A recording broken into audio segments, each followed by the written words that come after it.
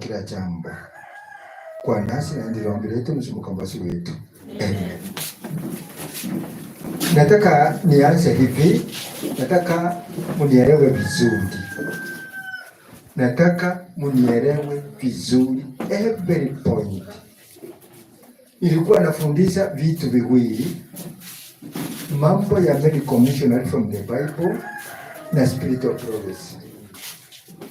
Nikaanza kufundisha chakula inacholeta matatizo.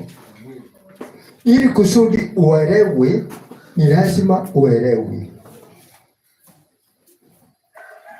Magonjwa zote iwe ni alisa nini, hizo zote itakuwa address clearly. Msisumbuke sasa ndio unatuacha hivi. Don't worry, I am here. Why? Kwa mfano, ni wangapi wamelima? Ni wangapi wakulima hata amelima nyumbani amefanya? Okay, swali. Nikilete na nitakupa fungu, si ati kana kwamba taacha hivi. Nikilete mchanga, kuna kwekwe kutoka chini. Ilete mchanga nifunike. Itamea haiba itamea. Nasha tuko hapo. Kuna fungu ndio. Matthew 9 Isaiah 15 takwambia pale utasimama. Matthew 9:15. Alafu niwaambie where we are heading to. 9:15. Inasema Yesu akawaambia, walioalikwa harusini wawezaje kuomboleza muda bwana harusi akiwapo pamoja nao? Lakini siku zitakuja watakapoondolewa bwana harusi, ndipo watakapofunga. Hakuna mtu atiaye kiraka cha nguo mpya katika vazi kuukuu. Hakuna mtu atiaye kiraka mpya kwenye njia kuu. Maana kile kilichotiwa huondoa kipande cha lile vazi, na pale palipo tatuka huzidi. Sasa nataka msikilize hivi. Tukianza kuzungumza magonjwa saizi, ni tena itachukua siku nyingi. Magonjwa ya stress either one day or 2 days. Magonjwa iwe ni kansa, iwe ni nini, kila kitu tutazungumza kila kitu. Jumapili, kwa sababu kesho ni Ijumaa. Tuko pamoja? Kesho ni Ijumaa. Jumapili tunafanya hapa mahydro kila kitu, practicality na kila kitu, kwa sababu sasa kesho lazima tuweke kila kitu yote. Kwa nini? Nataka muone ile inaathirika liver. Sasa hapo ndio nataka nisungumze leo. Kesho ndio nianze kusema ya kwamba nini kinacholeta hivyo. Chakula ile ambayo tumekula. Nataka muangalie hapa maajabu. Ili kusudi ndio mtio ya kwamba kuna hatari.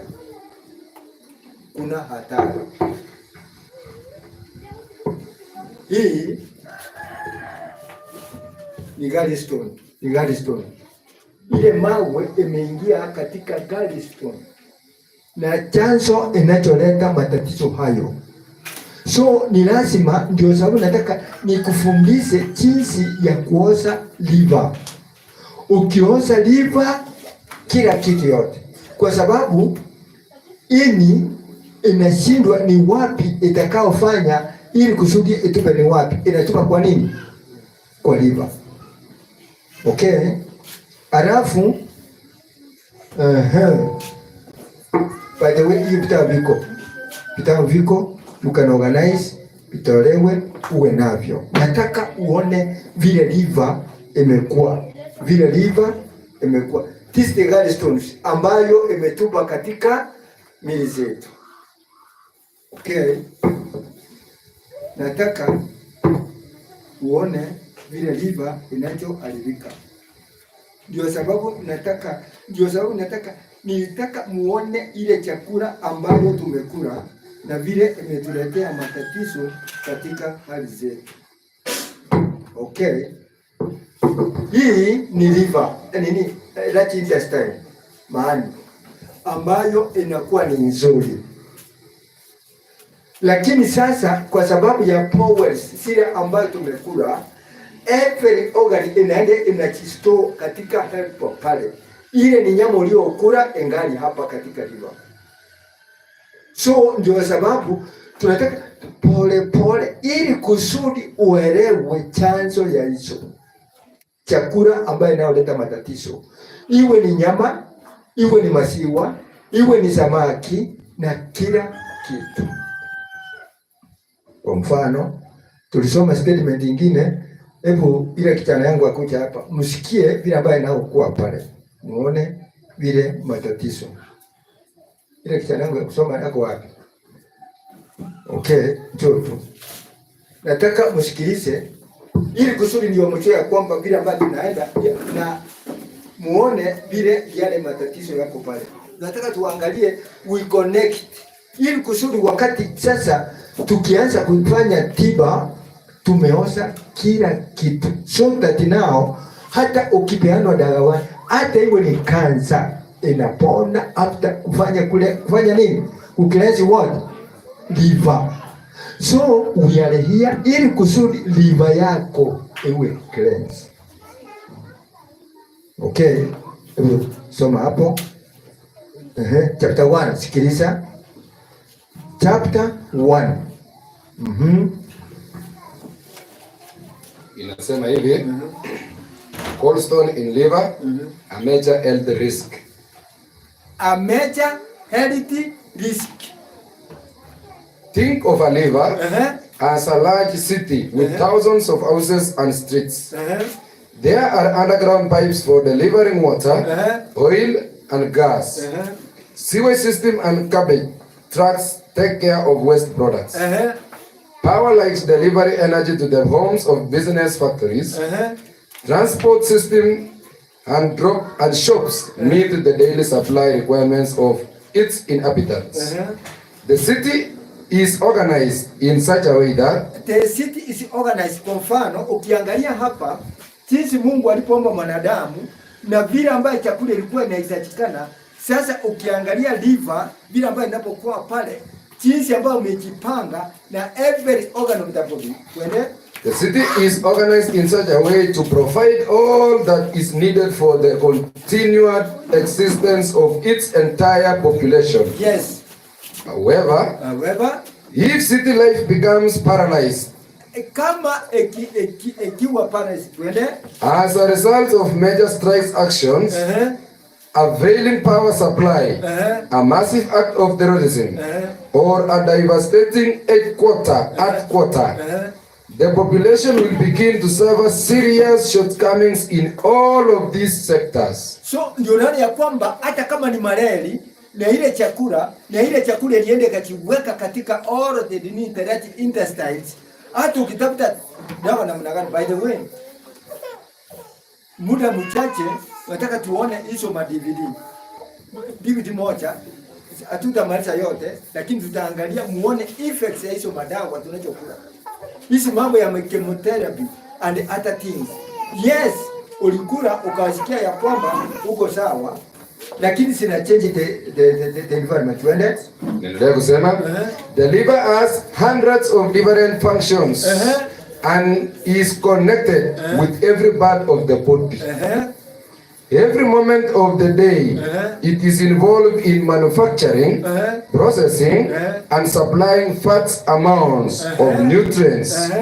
These nutrients feed the 60 to 100 trillions inhabitants cells of the body. Yani ya kwamba unapokula chakula, nutrients zinapokuwa zinaenda kila upande zote. Assume umeweka maziwa, umeweka nyama, na hizo zote siwezi kuwa digested, inakuwa dumped where? Liver. Kwa sababu sasa inashindwa.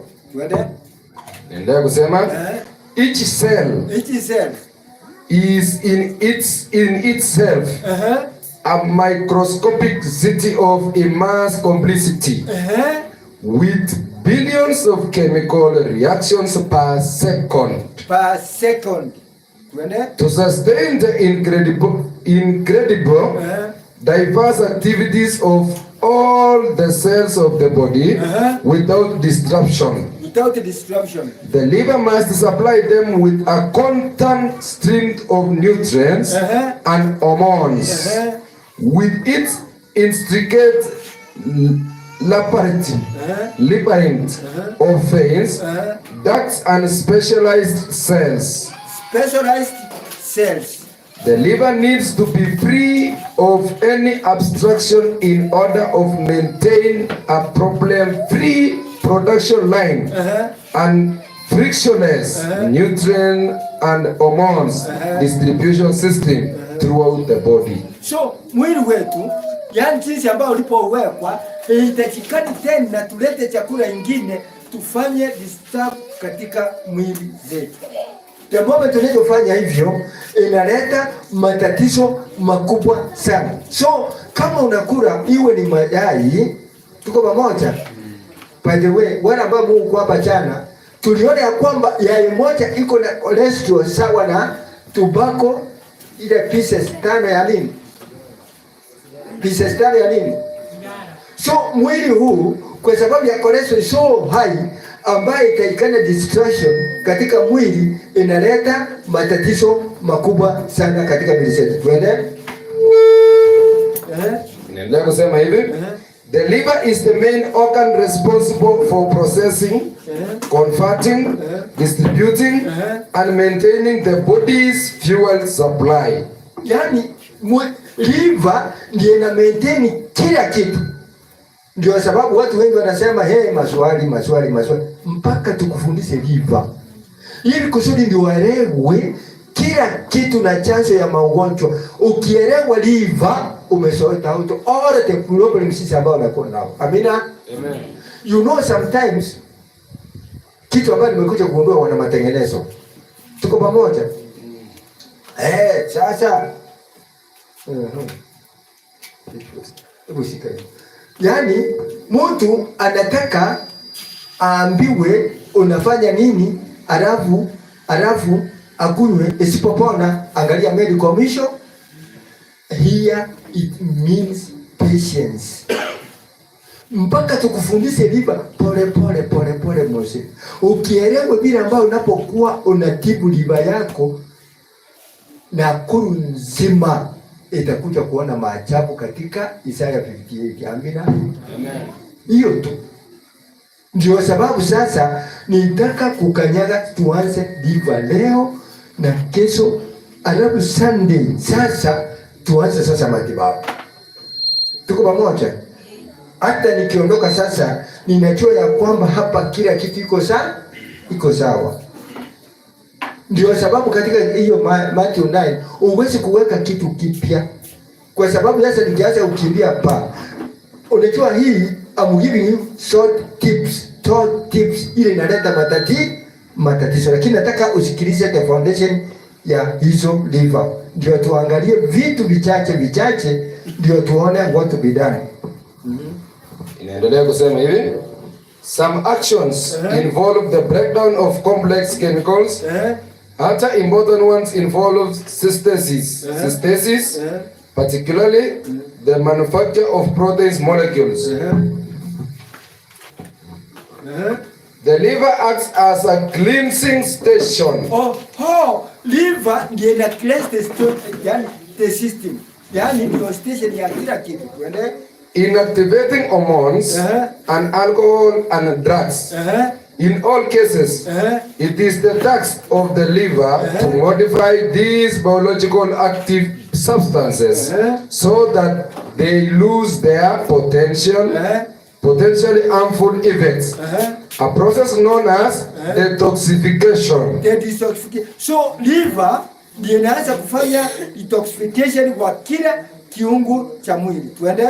Specialized cells in the liver's blood vessels, Kupfer cells, mop up harmful elements and infectious organisms, reaching the liver from the harmful elements. Reaching the liver from the gut.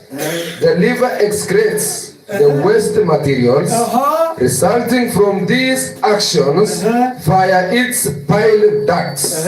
To make sure all this occurs efficiently, the liver receives and filters 3 pits of blood per minute and produces 2 or a quarter of bile every day. Yes. Obstructive gallstones can greatly undermine the liver's capacity to detoxify all of these externally supplied and internally generated substances in the blood. Yani affect everywhere. Kwa sababu ya ile chakula ambayo tumekula, ina affect entire everywhere, every organ. They also prevent the liver from delivering the proper amount of nutrients and energy to the right places in the body at the right time. At the right time. This can upset and delicate balance in the body, known as homeostasis, leading to malfunctioning of its system and organs. A perfect example for such a disturbed balance is the increased concentration of the enthralling hormones, estrogen and aldosterone, is the blood. These hormones produce both in men and women are responsible for the correct degree of salt and water retention. When not rectified, has occurs in bile duct and gallbladder congestion.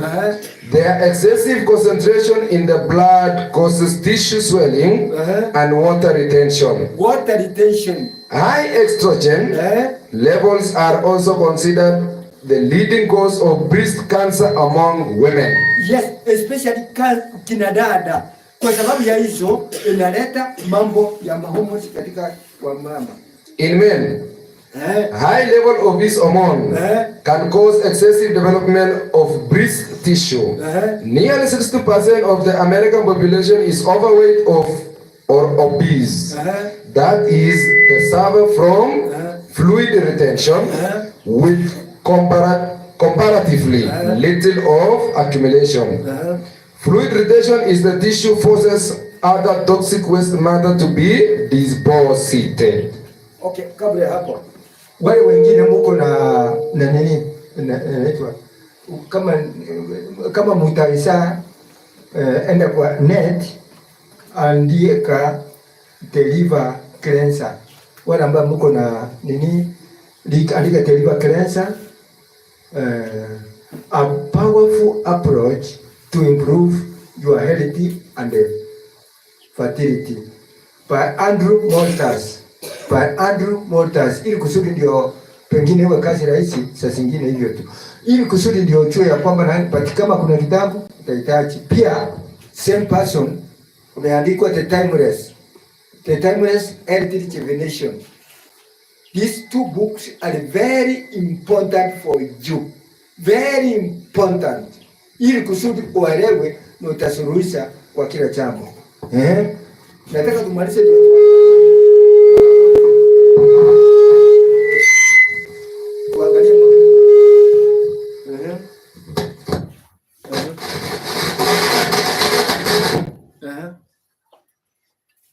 okay.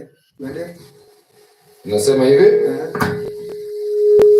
Nasema fluid retention is the tissue forces other toxic waste matter to be deposited in various parts of the body. Wherever the storage capacity for toxins is exhausted, symptoms of illness begin to occur. Clearing the liver and gallbladder from all accumulated stones help to restore homeostasis, balance weight, and set preconditions for the body to heal itself. Ili kusudi mwili ujiponye mwenyewe. It is also in one of the best precautions one can take to protect against illness in the future. Yaani ya kwamba katika hali sasa mwili itakuwa inajiponyesha yenyewe katika siku zijazo. If you suffer any of the following symptoms or similar conditions, you likely have numerous gallstones in your liver and gallbladder. Sasa nataka hapo ndio nataka msikilize. Ndio tuangalie statement nyingine, muone ile vitu gani. Ara muone ile vitu vinacholeta matatizo. Wow. Okay. So ndio tuone haya magonjwa.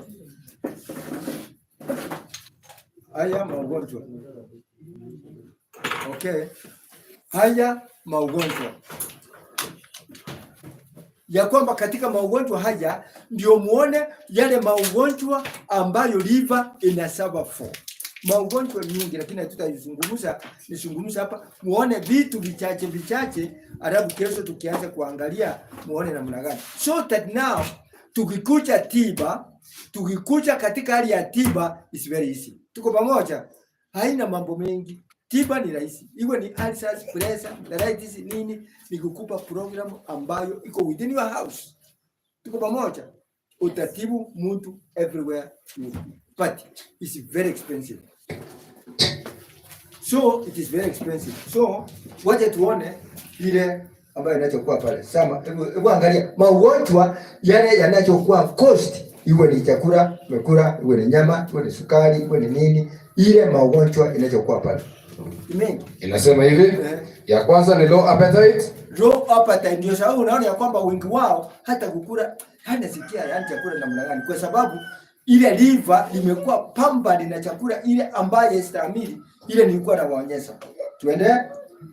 Diarrhea. Sasa zingine wengine wanaendesha hernia, dull pain on the right side, hepatitis, pancreatitis, duodenal ulcers, depression, prostate disease, menstrual and menopausal disorder, skin disorder, loss of muscle tone, pain at the top of your shoulder blade and or between the shoulder blades. Yes. Tongue that is closed or coated in white or yellow.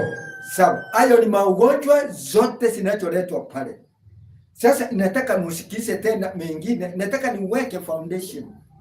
Kuna mengine ambayo nataka muangalie, sikiliza.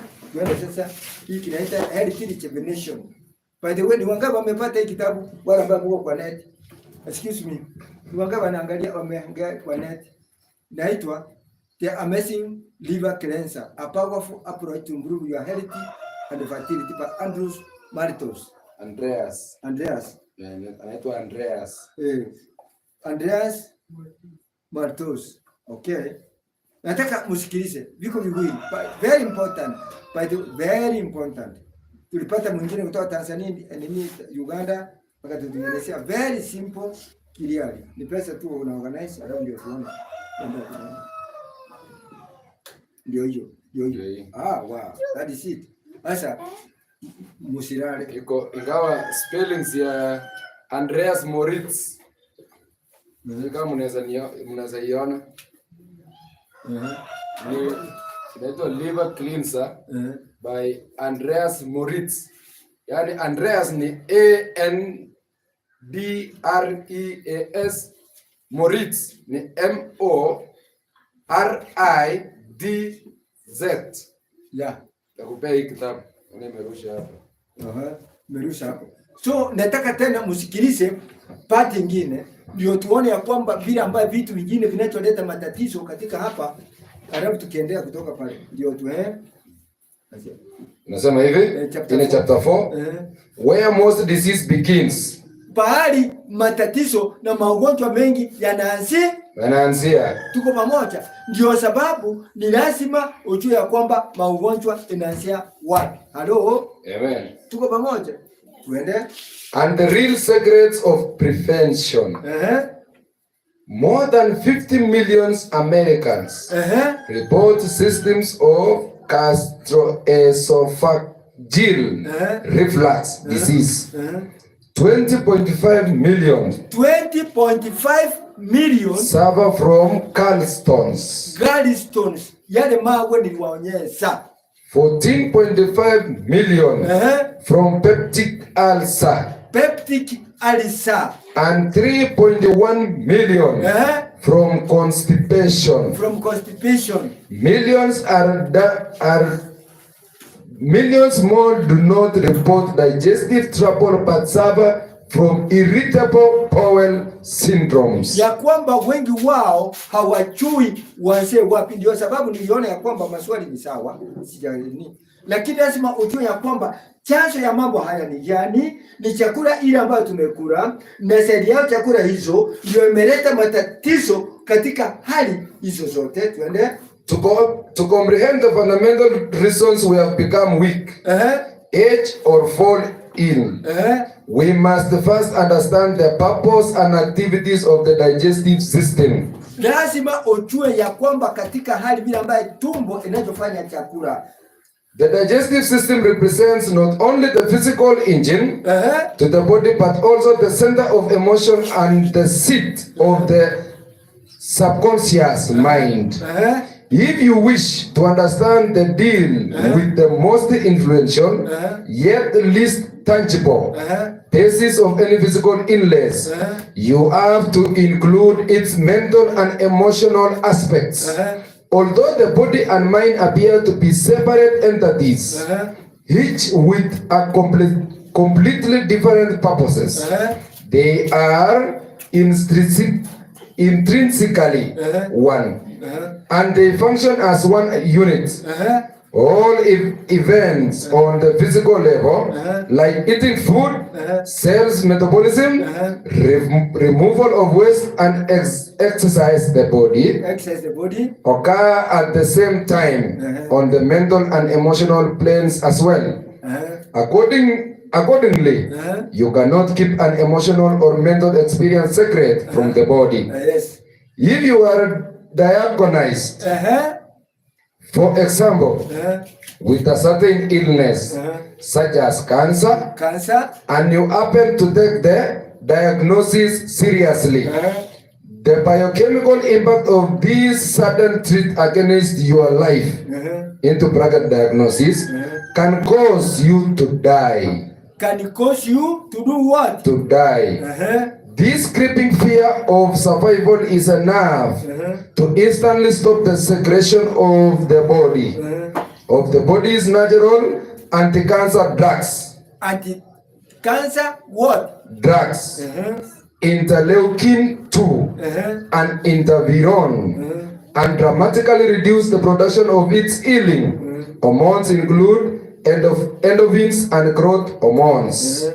At the same time, the fear induces a strong stress response, causing the release of stress hormones that can last as long as the conflict or threat does. Both of these changes in the body biochemistry practical prevent the body from healing itself.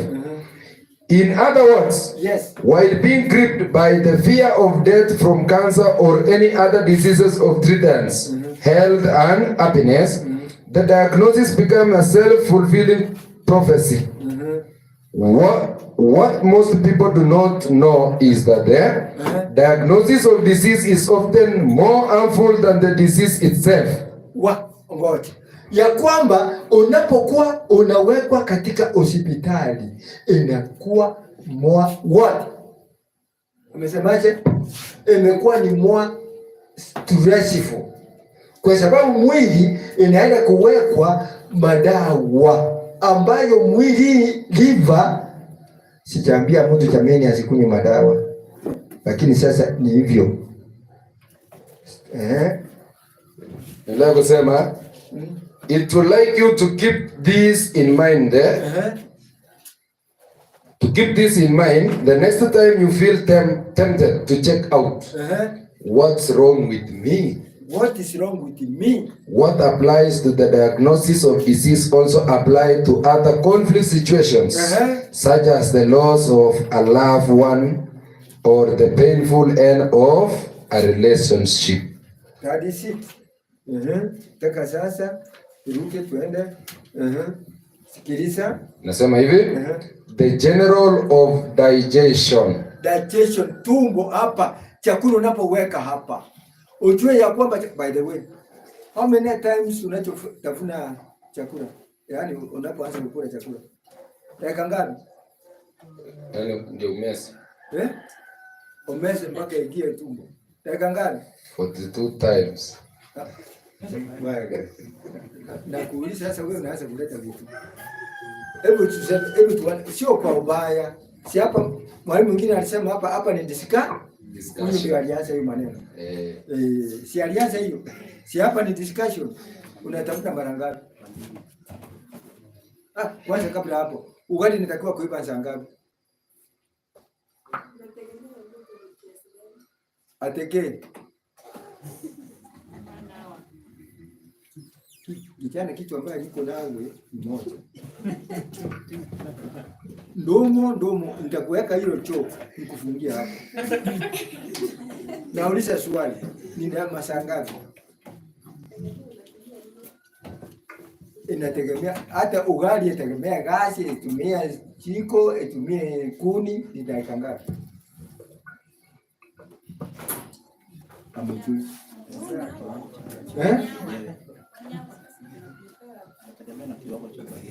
1 hour. Unatumia hivyo, unafanya hivyo. Unajua, let me tell you. Unajua jambo ni hili. Wakisi miaka ya zamani, wangapi wakisi hapa? Nione. Asante sana. Ukikuta yule mkisi wa zamani, wale wa mama wa zamani ngarao wamelala, ugali ilikuwa inaenda kwa msichana, ilikuwa inapigwa masaa ngapi? Amujui hiki kisasi ya kisasi. Ilikuwa inaanza saa 8 mpaka saa 12. Hata walikuwa wanatengenezea nyungu ya Wajaluo. Hiyo ugali ilikuwa very special and there was a meaning of it. There was a lot of meaning. So ndio sababu charging system ya wazee imekosa kwa sababu ya nini? Ugali mbichi.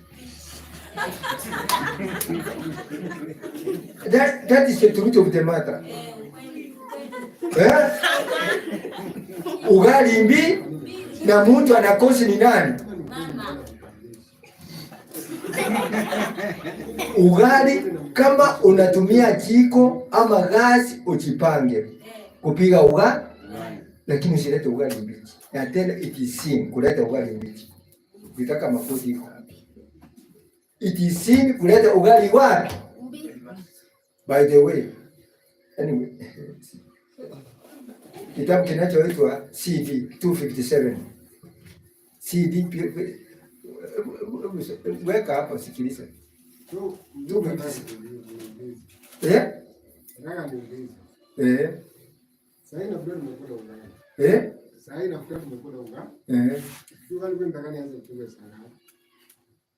Vile ambao umekula hivi ugali ugali tumekula saa hii. Dakika kidogo zimepita.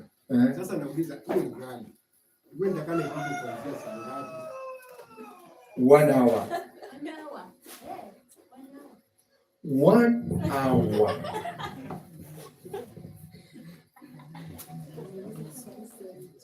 Unaweka moto kidogo ili kusudi endelee katika temperature yake pole mpaka ifikie wapi. So ni lazima, ndio nimesema hivi, kama unataka unakaa Nairobi, ndio sababu ndugu yangu, Mungu akubariki, kwenda nyumbani, akiweka kuni anafunika pole inaendelea kuiva, and it is same kupiga ugali mbi angels right namna gani? 257 ile paragraph twende. Inasema hivi chakula kidogo kisichopikwa vibaya huharibu damu kwa kudhoofisha viungo vya kutengeneza damu. Inaharibu mfumo na huleta magonjwa pamoja na kuambatana na mishipa ya hasira na hasira mbaya. Waathiriwa wa upishi duni wanahesabiwa kuwa maelfu na makumi ya elfu. Wanahesabiwa kumi na maelfu ngapi? Kumi. Juu ya makaburi mengi yanaweza kuandikwa alikufa kwa sababu ya kupigia maskini, alikufa kwa tumbo lililotumiwa vibaya.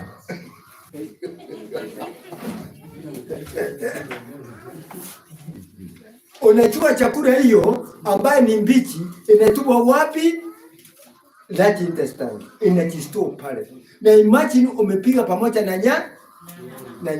Na nyama, ukitaka ukula nyama, mnataka tukule nyama, utafune mara 71, kwa sababu ugali inatakiwa iwe utafune mpaka iwe and that's why watu wengi hawaelewi. Mesio kukula ugali pangara. Ni kukula ugali slow and slow. Ndio inaenda inatupwa katika right intestine, inaleta skin stress. A very sad message. Ndio sababu nataka tuende pole ili kusudi muelewe ya kwamba kila kitu kinachohitajikana katika hali ya upishi ni ugali ambaye inapohitajikana. So ugali ile ambayo ilikuwa inapigwa kwa Kisii ilikuwa na maana kubwa sana, kwa sababu ile mama mnaelezwa. Sasa wachana hapo. Wazesho liko na maneno. Hebu someni chini yake. Mtashangaa sana hiyo wazesho. Nasema hivi. Nafsi zinapotea kwa sababu ya kupiga vibaya. Ni wajibu mtakatifu kwa wale wanaopiga kujifunza jinsi ya kuandaa chakula chenye afya. Roho nyingi zimepotea kwa sababu ya upishi duni. Kwa sababu ya upishi duni inachukua mawazo na uangalifu kufanya mkate mzuri.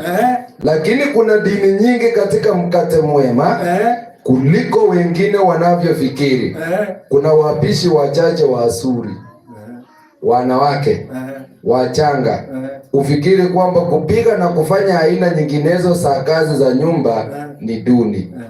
Na kwa sababu hii wasichana wengi wanaolewa na kuwa na malezi ya familia hawana ufahamu mdogo wa majukumu yanayohusu mke na mama. Unaona hii mtoto mama akiwa nayo hapa, mama ni mama. Unaona hii bila baba anakaa hapa. Chukua yeye kwa jikoni, umfundishe ugali. Unatafuta karaya yake, unamfundisha jinsi ya kuosha ngoza. Hata akiwa ni huyo, hata akiwa ni nani, hata huyu. Kila mtoto unaanza from 1-0. So chakula hizi ambayo ni mbichi inatupwa, ambayo kwa sababu sasa haiwezi kuwa digested katika mwili wa binadamu. Inatupwa wapi? Inatupwa kwa colon. Ni inaenda inakaa pale. Inakaa pale. Na mpaka ifanywe. Tuende sasa, sikiliza. Inasema hivi, the general of digestion. Wherever food enters your mouth and touches the taste parts location of the surface of your tongue. Yani ya kwamba, ngoja. Ugali tamu tingili. Ugali tamu kuu. Tuko pamoja? La, ndio sababu ulipeanwa mate. Utafune chakula mpaka iwe nini? Ndio sababu nimekuambia kwamba kama ni nyama iwe ni samaki ujipange. Kutafuna mara 72 ndio na tena hiyo nyama ni lazima utoe nini? Damu. Na nini? Mambo mawili. Leviticus ambayo tulisema. Tuende. It says, your salivary glands begin secreting saliva. Saliva is needed to lubricate the food and to pre-digest cooked starches. At the same time, your pancreas and small intestine receive instructions to prepare for the release of the appropriate kinds and amount of digestive enzymes and minerals necessary to help break down their food into the smallest nutrient components. The first and the most common cause of digestion, of digestive trouble, is swallowing food too quickly. Yamole kwacha nisema hata kikisi. Aro ugali punguru punguru. Punguru wapi? Kwa tumbo. Ndio sababu hata nikikupeana dawa hata uende kutoka hapa mpaka Amerika tunatibiwa. Iwezi kupona kwa sababu mchawi wa kwanza ni nini? Onduso. Sikiliza. Inasema hivi. Instruction to prepare the release of the appropriate kinds and amount of digestive enzyme and mineral necessity to help the breakdown of the food into the small intestine nutrient components. The first and the most common cause of digestive trouble is swallowing food too quickly. This eating habit indicates anxiety, impatience, and nervousness. Eating too quickly reduces saliva production in the mouth cavity, which is a major cause of tooth decay. One of the functions of saliva is to keep the mouth and teeth protected against harmful substances and irritating microbes. There are other reasons why masticating food properly is so essential for our well-being.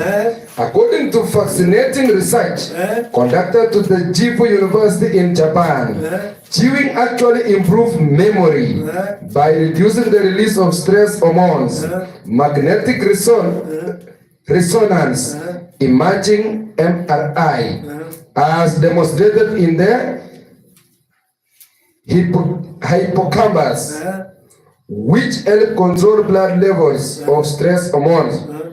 It stimulates by the fact of chewing. As a result, a simple act of chewing properly lowers both stress and stress hormones. Lowers the blood stress hormones. So chewing your food well can actually reduce anxiety levels. The Japanese researchers also found that when teeth were missing or in a state of disrepair, people tended to chew less. Subsequently, this led to increased stress hormone levels. The conclusion from this study is that good dental health and the ability of chew proper appear to the important factors in preventing our memory as we age and in protecting ourselves against the harmful effects of stress. After passing through the esophagus, the food enters the stomach. If the food contains carbohydrates, complex sugar and starches, as found in vegetables and grains, the salivary enzymes continue to digest these foods for about an hour before the stomach begins to secrete its gastric juice. If the food is swallowed too quickly, these food remain mostly undigested and begin to ferment. Hapo ndio kuna matatizo. Ndio sababu ugali ule ambayo haukutafuna vizuri inaingia katika pale, ina ferment, na ikiferment inatuba wapi? Kwa liver, yaani kwa large intestine. Kwa sababu sasa pile ambayo sijui ni kesho tutaangalia tuone pile kazi yao ni gani, inashindwa kuweka ile ambayo nutrients nzuri, so ina ferment, na ikiferment, sikiliza nasema hivi, gastric juice is composed of hydrochloric acid, enzymes, mineral salts, mucus and water. The action of the acid kills many of the harmful microbes and parasites that are naturally present in fresh products, meat, fish, dairy products and other foods. The hydrochloric acid also breaks down some of the harmful substances that may accompany the food, such as certain food additives or chemicals. Special enzymes begin to act upon proteins that may be present in the food. Once saturated with enough acid, the food is forced in small jets into the duodenum. The duodenum is a hollow jointed tube connected the stomach to the jejunum, which is the central of the three divisions of the small intestine. It represents the first and shortest part of the small intestine, and it is where most chemical digestion takes place. It is called the cup because of an X-ray. It looks a bit like a cup. Thereafter, the duodenum makes a septum, going from the right of the left side of the abdomen. Bile from the liver and secretions from the pancreas come through the opula of feta to mix with the food in the duodenum. The pancreatic juice contain digestive enzymes, minerals and water to help break down starches further. The bile, which is forced into the duodenum via the common bile duct, aids in the digestion of fats and proteins. The duodenum participates in the very important part of the digestive process by releasing specific hormones and digestive juice. Ayurveda calls the entire activity in the section of the digestion system or digestive fire.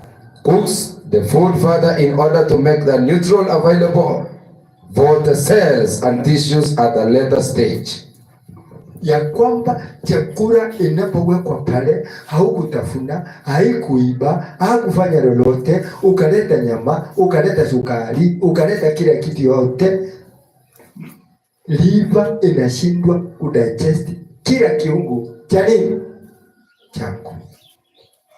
Very unfortunate. So ndio naona hivyo. Sasa nataka tuzungumze kitu kidogo, tuingie katika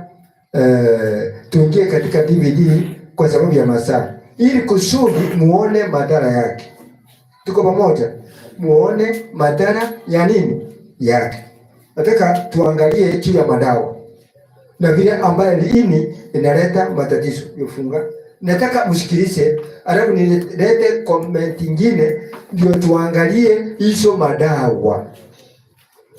So kuanzia sasa hivi sasa tafadhali, hata nasikia wewe unajua, wacha niwaambie hivi, wakati wa makambi jipange.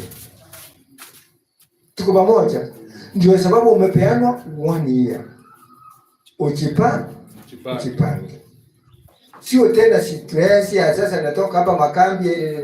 Unajua mwingine alikuwa anasema kwamba unapotoka makambi mvua ya masika itanyesha. So chunga. Kesho njoo mapema. We want to talk kila kitu yote. Mjue chakula ambaye inaleta so that now ujue ya kwamba sasa chakula hizi na hivi vitu vinaleta matatizo. Wangapi wako na television? Television katika manyumba zao, wangapi wako nazo? Good. Kesho usikose kusikia hiyo television. Na vile inaleta gallstone. Tuende. Nasema hivi, pharmacological drugs. What? Ecological drugs, hormone replacement therapy, and birth control pills. The risk of developing gallstones is 4 times higher among women than men. It is especially high among women who have used or use birth control pills. Birth control, sikuonyesha birth control. Birth control pills and hormones replacements. According to the medical research, oral contraceptives and other estrogens double a woman's chance of developing gallstones. Gallstones, sile madawa ambayo kina dada wanaenda huko wanataka kusaidia Mungu ati wasisae. Na Yesu akasema saa mjaze ulimwengu. Na leo nataka kulesema ya kwamba sasa mimi sitaki. Sawa. Sikiliza. Gallstones uitoa inasema the female hormone estrogens contained in contraceptives pills and hormones replacements increase bile cholesterol and decrease gallbladder construction. Gallbladder, gallstone. Sema hivi, therefore this estrogen effect may not only be responsible for causing gallstones in the liver and gallbladder, but also for many other diseases that arise from diminished liver and gallbladder functions. Earlier medical research also have implicated progestogens contained in HRT drugs in the development of gallstones. Women who go through menopause can find great relief from menopausal systems by doing a series of liver cleanses. Liver cleansing, sasa ndio tunasema ni lazima ujipange. Halo? Yes. Ulikula ujipange. Ndio nimekuambia kwamba magonjwa zote dawa ni iwe ni kansa, iwe ni nini, tukioza liver wamefanya nini? Kwa hivyo usiwe na shaka. Sasa tunataka tuandike madawa hiyo tu. Tuende. Ndio kusema improve liver performance and increase production of the bile in particular can prevent the reverse osteoporosis and other bone joint problems if diet and lifestyle are also balanced. Tuende sasa hiyo. Sasa ndio hiyo. Sikiliza hiyo. Nasema other pharmaceutical drugs. Medications prescribed for people to lower their body fats. To lower the body fats. Lipids include chlorfibrates, atropine S, or similar cholesterol lowering drugs. Actually increase cholesterol concentrations. Madawa unapokunywa ndio ina increase cholesterol concentrations in the bile and thereby lead to an increased risk of cholesterol, increase of gallstones. These drugs lower blood fats, which they are designed to accomplish. This, however, causes the liver cells to assume that the body is running short of fats. Hence, they produce more cholesterol, which is secreted in the bile ducts. The imbalanced composition of bile, excessive cholesterol causes gallstones, both in the liver and gallbladder.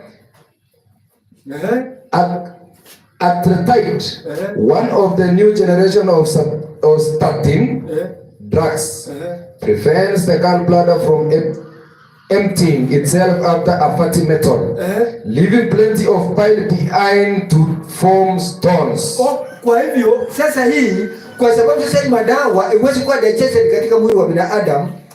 Na by the way, ni kesho ni mche uone ya kwamba vile ambaye dada wetu anachozungumza, unasikia hapa it changes, it brings hivi, unasikia nimepona, lakini tena inalioka. Lakini sasa inatuma nini? Inatuma tute large intestines, it brings gallbladder, gallstone.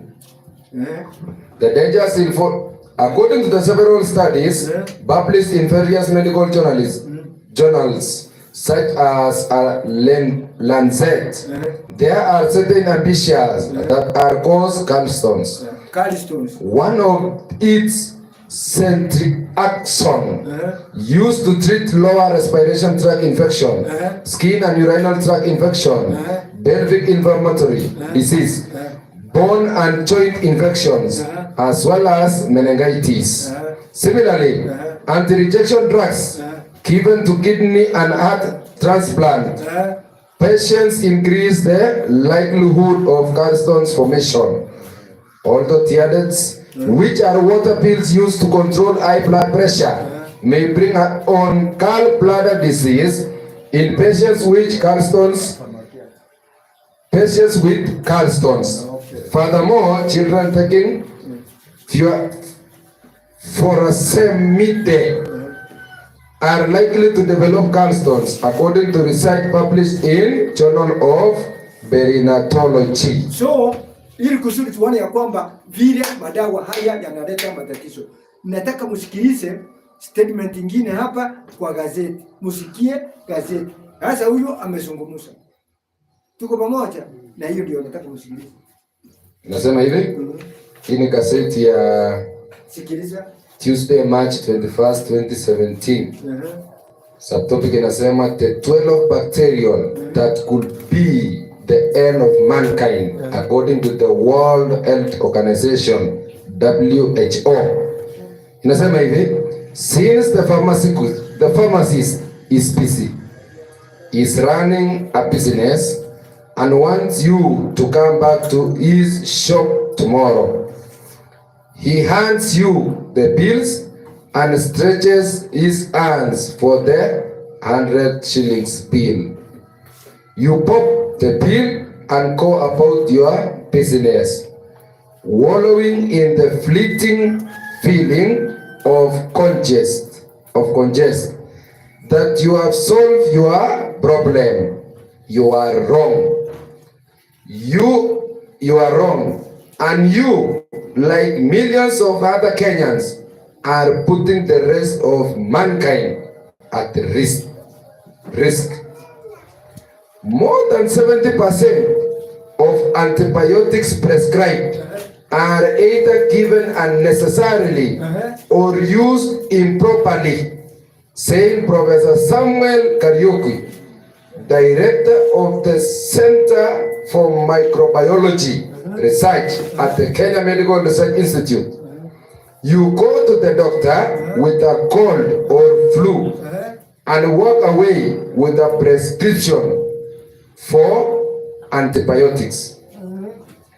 Drug-resistant infections are already responsible for an estimated 700,000 deaths every year. If no action is taken, they are expected to kill 10 million people annually. By 2050, antibiotics are key to preventing both pre- and post-surgery infection.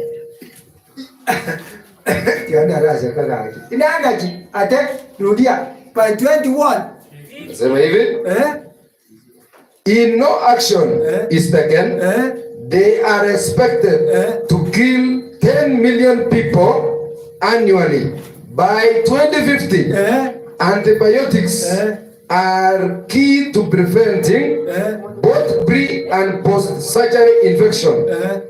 For instance, in Kenya, 3 in every 10 births in by cesarean action, where antibiotics are used to protect the mother and baby. Also, since the most cancer treatments suppress the patient's body ability to respond to infection, antibiotics, antifungals, and antivirals help to keep people alive as they receive routine cancer care. Experts examine a number of criteria, includes how deadly and infectious the bacterial cause are, the whether new antibiotics to treat them are already in the pipeline. The bacteria listed are divided into 3 categories based on the urgency with which new antibiotics are needed against them.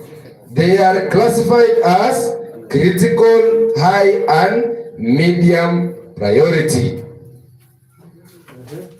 Umesikia maneno haya? Sasa unaona sasa vile ambayo inaathiri every organ. Uliona ile ambayo ingine inaathiri every organ inapoingia katika mwili wa binadamu. Hiyo ndio madhara ya hiyo kitu kinachoitwa madawa. Antasema ndio sababu Yeremia alisemaje? Upande waende wapi? Gileadi. Upande waende wapi? Gileadi. Ukapate madawa? Tuko pamoja?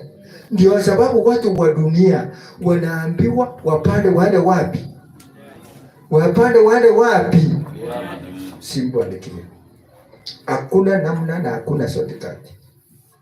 Sasa nataka tuangalie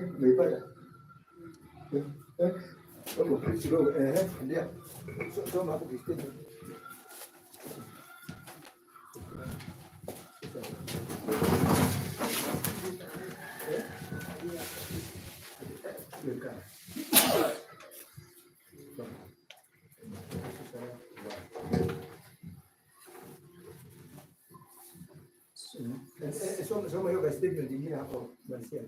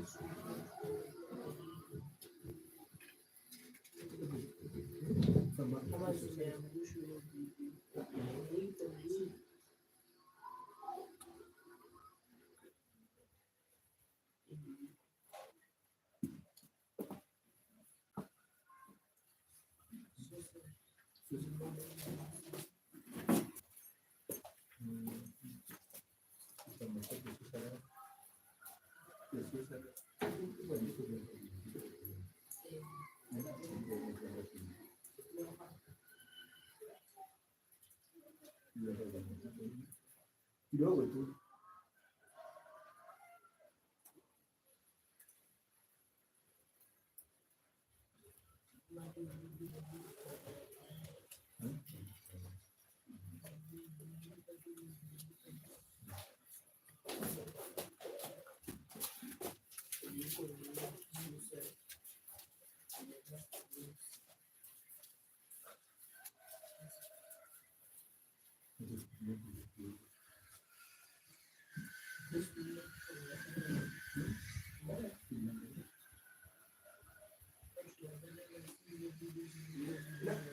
Mzee, hiyo yake itaangalia. Kuna kitu nataka kuna kitu nataka tuangalie kidogo tu. Kama tuangalia. Hii ndio nitaka muangalie hii mambo. Kidogo tu.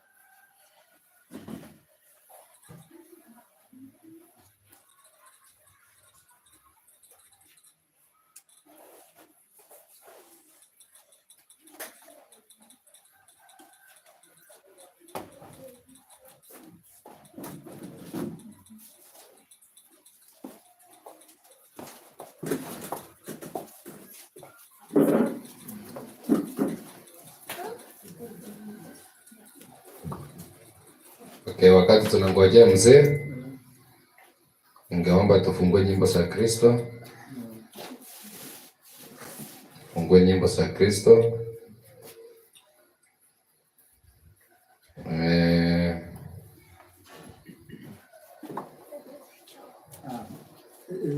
Sasa hapa nimemaliza.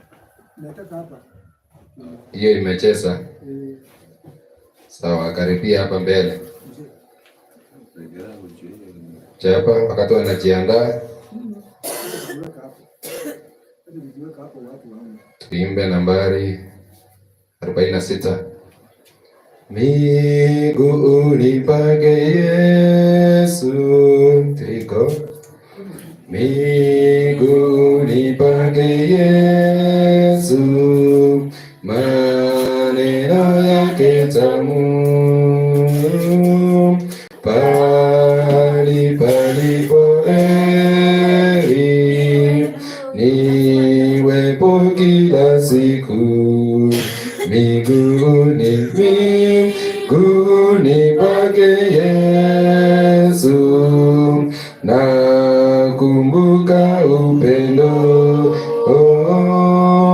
na hisani vyake kwangu, vimenivuta moyo. Miguuni pake Yesu, hapa mahali bora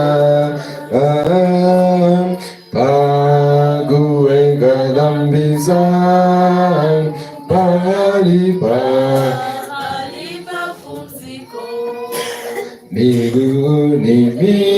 miguuni pake Yesu, hapa nafanya salam,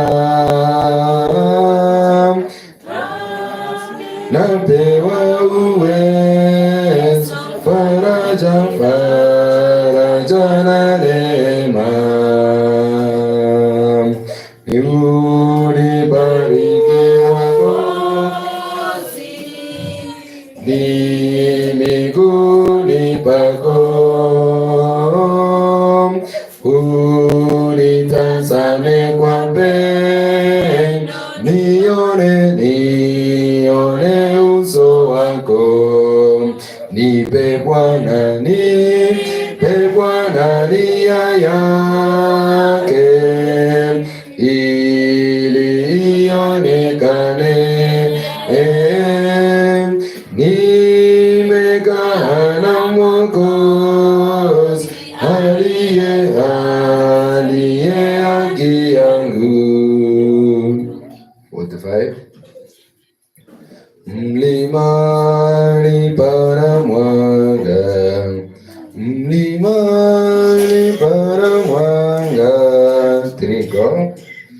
Mlimani pana mwanga wa jua nzuri, shambani na baharini, jua tukufu liko, mwanga ulio mkubwa umo moyoni mwangu, akiwapo Bwana Yesu, pana mwanga moyoni,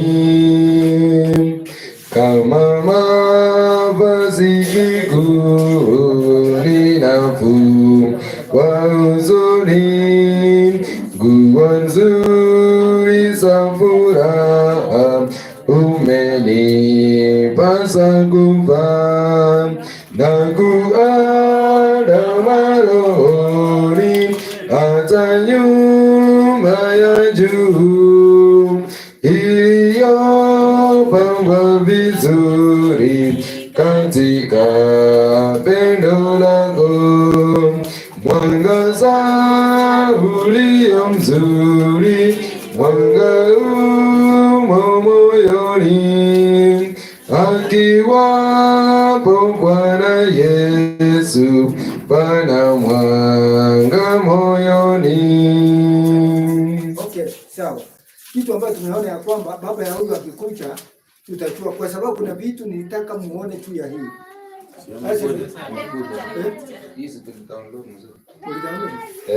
Hii tuko naye. Naitwa Bafekeia, the sorcerer's wand. Ndio hiyo. Sasa siwaambie vile ambavyo vijana atafanya. Basi tuambie vijana vile ambavyo atakafanya hapo. Sasa tunasumbuka hapa. Lakini yeye wawekee kwanza anapo connect. Ndio hiyo.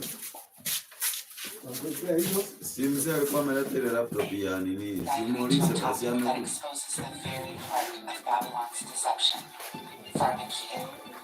We've been told that modern medicine is a symbol of human progress. But what if I told you that its roots are not healing, but actually it's sorcery? What if I told you the very symbol for medicine, the caduceus, is a sign of witchcraft hidden in plain sight? And even more shocking, What if I told you that this serpent symbol is also carried by the Pope himself as a sign of authority? We are going to expose how pharmakia, the Greek word for sorcery, has overtaken our health system, masking symptoms instead of healing them, and enslaving people to perpetual sickness. Ama tufanye hivi. Kwa nasema hivi. Tufanye hivi.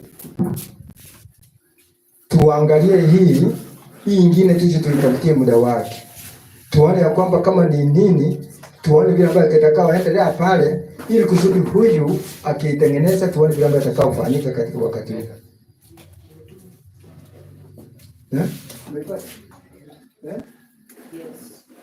Good.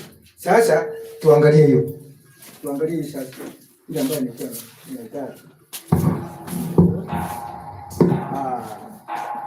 wow. Tafadhali mufunguke macho hapa. Ndio kuna maneno.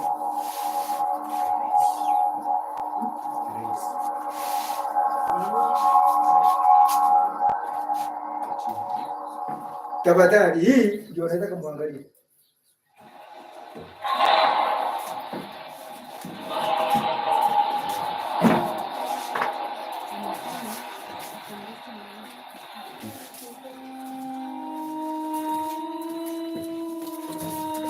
Hii tafadhali.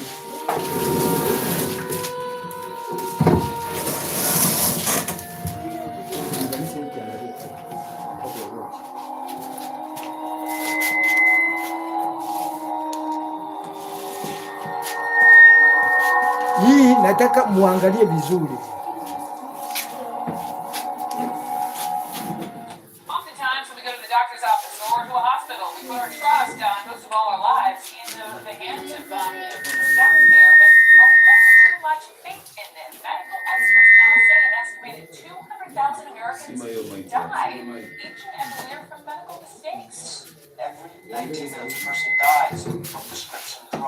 Stunning medical news tonight about how many Americans have something go wrong when they go to the hospital. The astronomical new number, 1 in 3 patients will face a mistake during a hospital stay. Far worse than we've ever been told. It was impossible. By the time drugs approved and hit the general population, we don't know even 50% of side effects.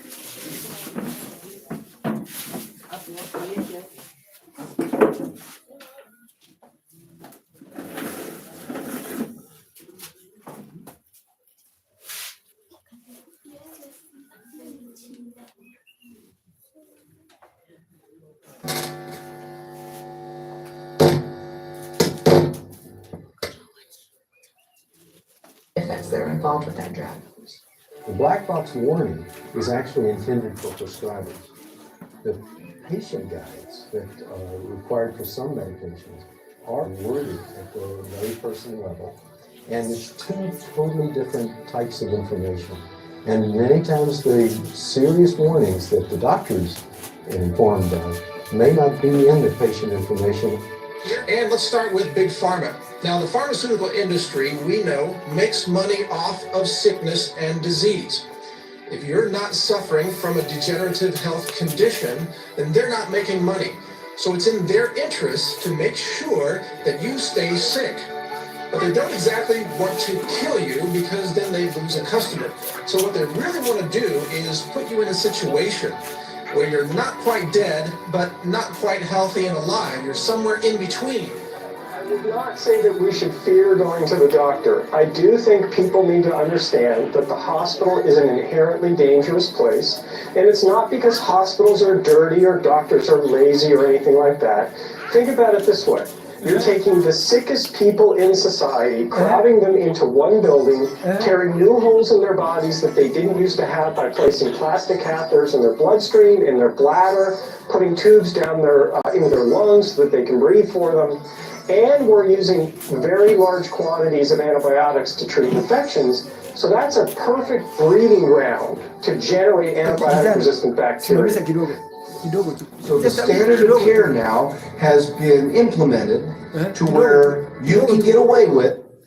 Sikiliza, hospitals you want the most dangerous Mulisikia hiyo kitu? Mulisikia hiyo kitu? Mulipata kweli hiyo kitu? Wewe rudisha nyuma kidogo, sikiliza. Kuna kitu ambacho hata msikilize. Sikiliza vizuri, rudisha nyuma kidogo.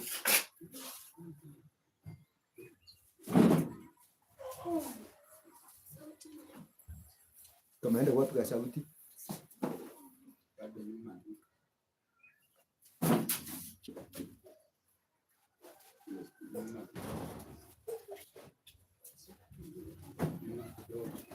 Doctors are lazy or anything like that. Think about it this way. You're taking if you're not suffering from a degenerative health condition, then they're not making money. So it's in their interest to make sure that you stay sick. But they don't exactly want to kill you because then they lose a customer. So what they really want to do is put you in a situation where you're not quite dead, but not quite healthy and alive. You're somewhere in between. I would not say that we should fear going to the doctor. I do think people need to understand that the hospital is an inherently dangerous place, and it's not because hospitals are dirty or doctors are lazy or anything like that. Think about it this way. You're taking the sickest people in society, crowding them into one building, tearing new holes in their bodies that they didn't used to have by placing plastic catheters in their bloodstream, in their bladder, putting tubes down in their lungs so that they can breathe for them. And we're using very large quantities of antibiotics to treat infections. So that's a perfect breeding ground to generate antibiotic-resistant bacteria.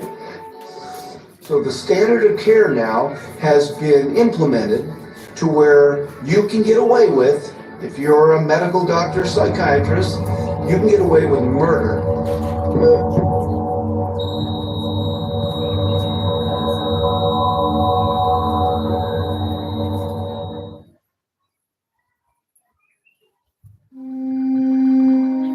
Hii ni symbol ya Freemason. Munasema Trinity. Hello, munasema Trinity. Na hii ndio Trinity. Ancient prophecies dating back to the 1st century AD give a warning of the dangerous deceptions of Babylon. And the light of the candle shall shine no more at all in thee, and the voice of the bridegroom and of the bride shall be heard no more at all in thee. For thy merchants were the great men of the earth, for by thy sorceries were all nations deceived. And in her was found the blood of prophets and of saints and of all that were slain upon the earth. This word sorceries is the Greek word pharmakia, and the origin of our modern word pharmacy. The word literally means from a drug, that is spell-giving potion, a druggist or pharmacist or poisoner, a magician, sorcerer, medication, pharmacy, magic, sorcery, witchcraft. The foundation of the city of Babylon around the year 2194 BC began with the Tower of Babel, the Tower of Confusion. Nimrod, the builder of the tower, was worshipped as the sun god and referred to in different cultures.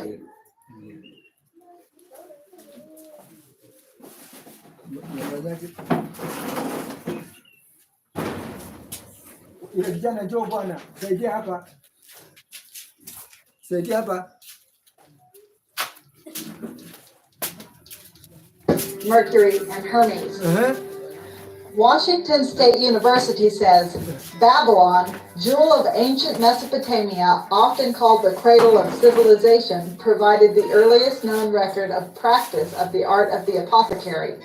Practitioners of healing of this era were priest, pharmacist, and physician, all in one. Medical texts on clay tablets record first the symptoms of illness, the prescriptions and directions for compounding, then an invocation to the gods. Ancient Babylonian methods find counterpart in today's modern pharmaceutical, medical, and spiritual care of the sick. In Egypt, as well as almost all other cultures, including the Israelite nation of the Bible, the priests were the doctors for the people. The same individuals were responsible for both the religious and the medical aspects of life. Thus, medication and worship have always been connected with each other. The Eye of Horus, the hieroglyph used by the Egyptians as a sign for magical healing, was incorporated into modern medicine by the Roman, who changed the symbol into the RX that we claim is the Latin symbol for the word recipe. This symbol is known as the rod of Asclepius, the Greek god of medicine and healing, the serpent god. He was also called the Great Physician and the Savior. This is none other than Tammuz. He carried the rod of Asclepius, also called the opiate rod, that he used to put people to sleep.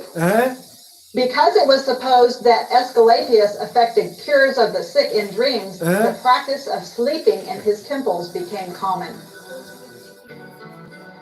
Asclepius may have established the first hospitals and health spas. The temples of Asclepius were more than places for his cult worship, which was widespread throughout Greece. They were places of healing, and so they may be considered prototypes of modern hospitals. The Roman god Mercury, also Tammuz, known as the messenger of the gods, carried the caduceus, and it became the symbol for supreme deity. It was supposed to have power to put people into a deep sleep and to control both the living and the dead. It was this symbol that Mercury supposedly used to guide souls of the dead into the lower world. The caduceus is also said to have the power to turn anything into gold, which is why it has been also used as a symbol for commerce. The difference between the rod of Asclepius and the caduceus is that the rod represents the medical side, the physician's craft of healing, while the caduceus represents the alchemy side, the chemicals and the drug potions. The bowl of Hygeia is pictured as a wine cup or bowl with a serpent entwined around it. This symbol is used worldwide as a symbol for pharmacies. Hygeia was the goddess of health, the daughter of Asclepius. She is usually pictured as feeding a serpent from the cup that is called the cup of knowledge. This bears a striking resemblance to the account in the book of Genesis of a serpent teaching a woman how to eat from a tree of knowledge. Whether consulting the biblical narrative of the temptation of Eve or considering mythology and fairy tales, this theme of a poisonous prescription causing death is almost universal. But when we look at the history of medication, these witches' potions are no fairy tale. The answer to this question may be found in some historic events that took place almost.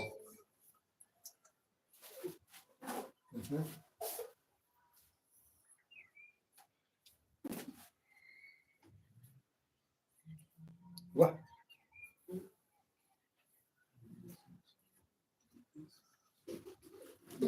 Or natural healers called empirics or society Doctors. Official medicine finally managed to gain the upper hand on the so-called empirical doctors, who cured patients with herbs and natural remedies. In the 1800s, society sanctioned both approaches to healing.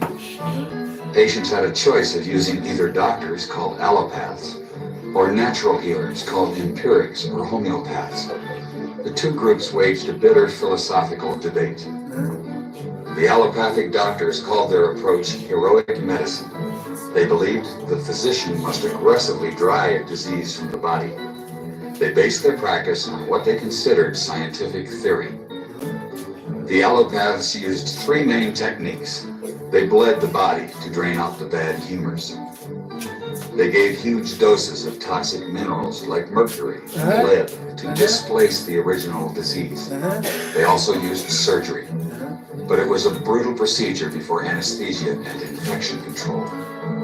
Few patients were willing to have surgery. Most patients feared allopathic methods altogether. Satirists of the day remarked that with allopathic treatment, the patient died of the cure. Competing with the doctors were the empiric healers. Contrary to the doctors, they believed in stimulating the body's own defenses to heal itself. Instead of poisonous minerals, they used vegetable products and non-toxic substances in small quantities. They especially favored herbs, learned from Native American and old European traditions. The empirics said they based their remedies not on theory, but on observation and experience. Satirists of the day added that with empiric treatment, the patient died of the disease, not the cure. And the balance of medical power remained equal until the turn of the century. Then, new medical treatments emerged that were potentially very profitable. The AMA joined with strong financial forces to transform medicine into an industry. The fortunes of Carnegie, Morgan, and Rockefeller financed surgery, radiation, and synthetic drugs.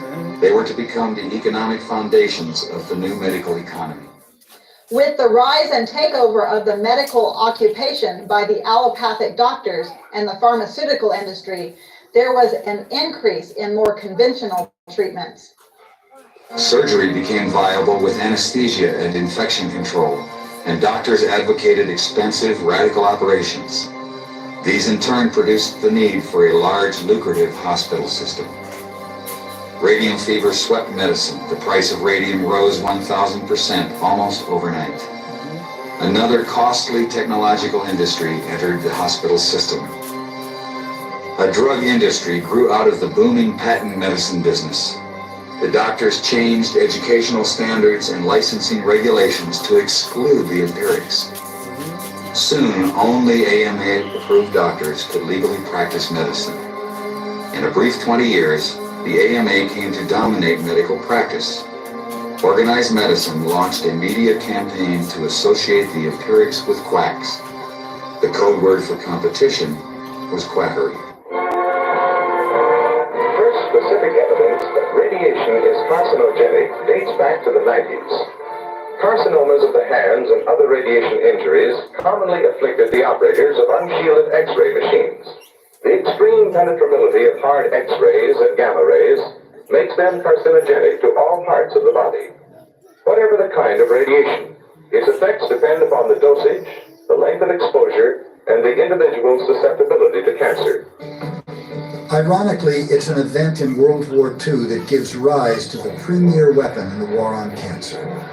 On December 2nd, 1943, the German Luftwaffe launched a devastating air raid on the Allied navies stationed in Bari, Italy. Among the U.S. vessels destroyed is the John Harvey, which carries a secret cargo of 2,000 mustard gas bombs. Several hundred of the attack survivors are exposed to the poison gas, and what doctors discover in treating them is startling. The blood counts just disappeared. Everybody died from bone marrow failure. And lymph nodes, and autopsies, you couldn't even find them. And so he thought that maybe these would work against cancers if those organs led to the development of nitrogen mustard.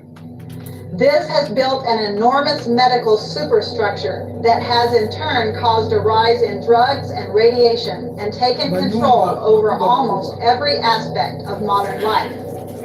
Over 1 million Americans are diagnosed with a new cancer every year. All these people suddenly plunge into a dark tunnel that will dramatically change their life for many years to come.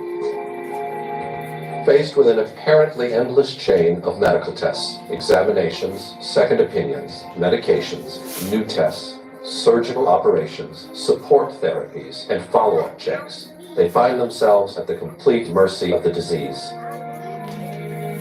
While in that tunnel, each patient feeds an immense medical apparatus that employs hundreds of thousands of people and generates millions and millions of dollars for the medical and pharmaceutical industries. From research laboratories to medical schools, from prevention clinics to worldwide drug sales. Today, the cancer medical apparatus is so large and expensive that it needs its patients in order to survive just as much as the patients need the apparatus. To sum it all up, the pharmaceutical industry first gained control of the teaching system. Then it gave the AMA the power to exclude all other doctors from practicing. Then it took over the entire drug testing process, while heavily influencing the medical publications that reviewed those drugs. And finally, Big Pharma extended its control over the federal entity that is supposed to verify those drugs' safety and efficacy. Back a couple hundred years ago, the standard medical practices were insane and barbaric and usually resulted in the death of the patient. Procedures such as bloodletting were common. But today, in modern society, we still do the same barbaric procedures. We have just renamed and modernized them. The modern medical barbarism poisons the blood in the body instead of draining the blood out of the body.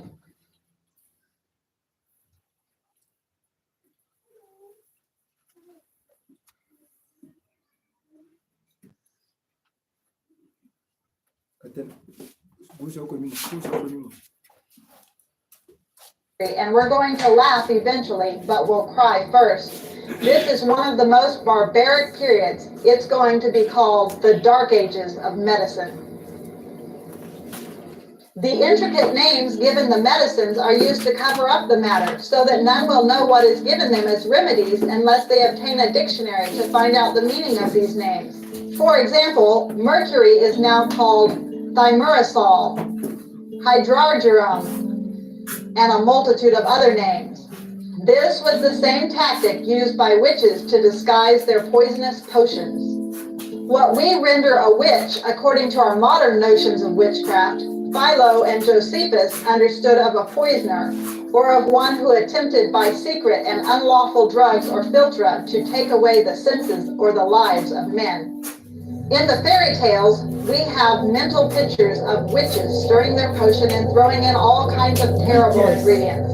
This practice has come down to us today from Egyptian medicine and paganism to the modern pharmaceutical and vaccine industry, as illustrated in this 1899 picture taken from a university yearbook.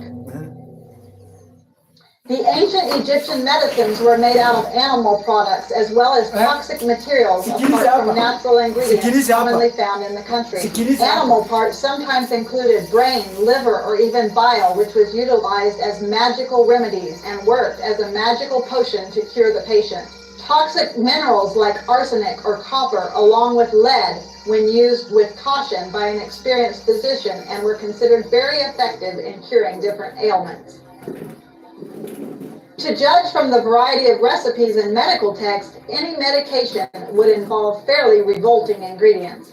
Dung from various animals, fat from cats, fly droppings, and even cooked mice are just a small selection of the range of remedies that the Egyptian doctor could recommend as treatment. Egyptians were also known to use crocodile dung as medication. Now, while this sounds disgusting to us,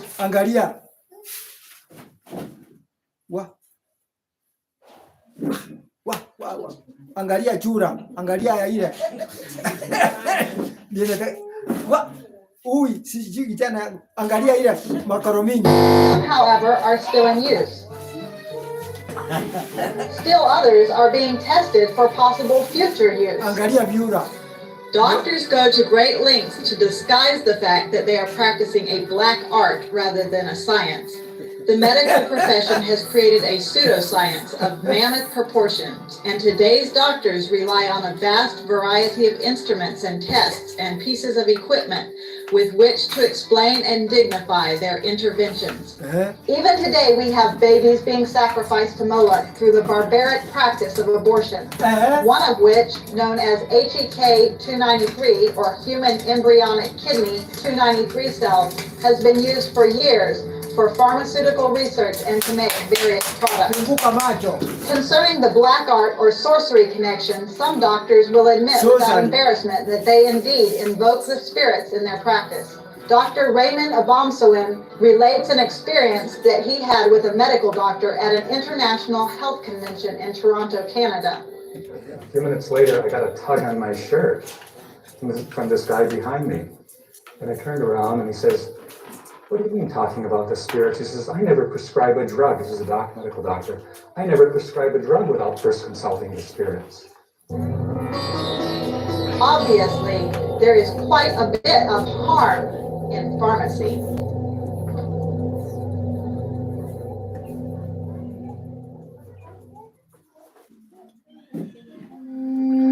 Musikie ya kwamba ile madawa mnakula, watu waliokula viura ndio vinatengenezwa madawa. More deaths have been caused by drug taking than from all other causes combined. If there was in the land one physician in the place of thousands, a vast amount of premature mortality would be prevented. Multitudes of physicians and multitudes of drugs have cursed the inhabitants of the earth and have carried thousands and tens of thousands to untimely graves. Though these words were penned by a health reformer more than 100 years ago, today headlines and studies are proving the truth of this statement. Recent studies show death by medicine to be the leading cause of death in America, topping both cancer and heart disease and passing up firearms long ago. Other headlines document mortality rates actually going down when doctors go on strike. Yet the public outcry to this genocide is negligible. It's a very serious problem. If deaths from any other substantial cause, such as auto accidents, had increased nearly threefold in 8 years, there would be a national outcry. Between 1998 and 2005, deaths from medications went from 5,519 to 15,107. The biggest culprits were prescribed narcotic painkillers, but acetaminophen was number 5 on the list. Today we find pharmaceuticals that are ceasing to work and others that are inadvertently creating new diseases and disorders, some of which are deadly. But some government officials and health professionals are beginning to recognize we have medical mayhem and a pill pandemic on our hands. A nightmare. Health officials are sounding a serious alarm and they're scrambling to stop superbugs that are spreading in hospitals right across this country before it is too late. Our senior medical correspondent Elizabeth Cohen is here with me now. First of all, this is not something you hear medical officials say, a nightmare. I mean, at first I thought that was someone else's hyperbolic headline until I saw it was the CDC. Right, the CDC is usually very straight-laced and doesn't use words like that, so I was surprised to see it too. Serious. What's so scary is that they're on the rise, and that there's not a whole lot you can do about them. I mean, and some antibiotics do work, most don't, but the ones that do, they're toxic, they can hurt your kidneys, they can cause neurological problems, or the ones that do, some of the ones that do barely work at all. And so what this newest data shows is that more than 200 hospitals and about 200 hospitals and nursing homes in the country, all of them have seen at least one patient with this superbug. Like, for example, some of the side effects of vaccines that we know of that are published in the medical literature, this is a short list. Autoimmune disease, lupus, ITP, thyroiditis, hives and rashes, reactive arthritis, chronic juvenile arthritis, seizures, MS, MS-like syndromes, CNS demyelinization, polyneuropathy, insulin-dependent diabetes, vasculitis, a whole long list of vascular diseases, visual problems like bilateral optic neuritis, central retinal artery occlusion, which causes blindness, hearing loss, profound deafness, nephrotic syndrome, and glomerulonephritis, which are kidney diseases, asthma, eczema, and yes, autism. And guess what? That list I just read you is just attached to the hepatitis B vaccine. Many drugs are now being found to cause devastating damage to human tissues. New research shows that overuse of antibiotics may actually be damaging to your body. Here with more, CBS News medical contributor, Dr. Holly Phillips. Good morning to you. Good morning. So what did we learn in this study? Well, we've long known that antibiotics can cause side effects. This study looked at exactly how on a very cellular level. So they took human cells and they put them in a petri dish. And essentially the researchers added 3 different antibiotics. After a period of just 6 hours, they found what's called oxidative stress. That is damage to the cell's DNA, proteins, and lipids. So we're starting to understand a little bit more that the antibiotics themselves can really damage our cells' DNA. And this is what a normal hip would look like. The ball is nice and smooth. You have cartilage layer here. The cartilage covers the bone, and that fits in the socket quite nicely. But what can happen is, such as in a situation when a patient does take corticosteroid, be it by mouth or via injection, the blood supply to the ball portion can actually die, and the bone can die. And the term for that is the avascular necrosis. And unfortunately, when that happens, when the blood supply gets distorted to the ball portion of the hip, this will die and the joint won't work like a normal joint anymore. The patient will have a lot of pain and discomfort and disability because of that. The FDA is cautioning healthcare professionals and patients that proton pump inhibitors may increase the risk of fractures of the hip, wrist, and spine. The drug's labeling is going to be revised to reflect these concerns. PPIs are used to reduce gastric acidity, and they include Nexium, Dexilant, Prilosec, Zegrid, Protonix, Acifex, and Prevacid. Yeah, so I referenced the study. Now this is in rodents, so we always have to be careful. It's not a human study, but we knew that statins have an increased risk of affecting muscles, causing muscle pain, causing muscle cramps. Lots of people have issues with this. They stop the statin medication, and their muscles get better. This rodent study showed that the mice who were on statins had significantly more oxidative damage in their muscles the more they exercised. So it seems now that maybe the statins affect people who exercise more versus ones who don't. And of course, we want to be exercising. Right, that's what I was just thinking. So, that adds to now the FDA coming out and saying, yes, we recognize that there is a definite connection with statin drugs and cognitive decline, mental decline.